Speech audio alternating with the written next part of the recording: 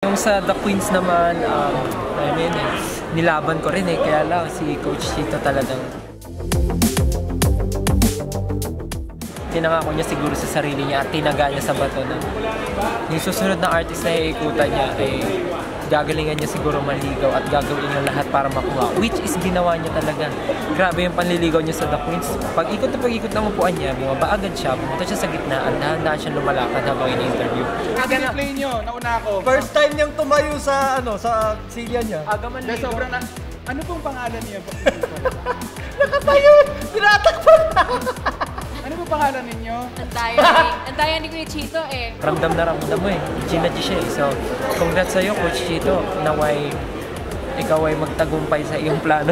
Sabi niya nakakuha ng idea sa akin. Happy naman ako. Congrats sa'yo, Coach Chito.